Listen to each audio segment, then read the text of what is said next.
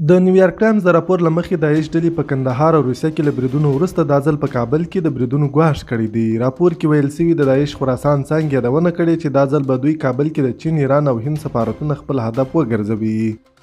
نن سهار د تورخم دروازې سره د پاکستاني ځواکونو ترمنځ د پیسو پر سر خپل منځي شخړه رامنځته شوه چې 14 پاکستانیان پکې ټپیان شوه او له کابله یې د تورخم لاره هم د څو ساعتونو لپاره تړل شوې وه.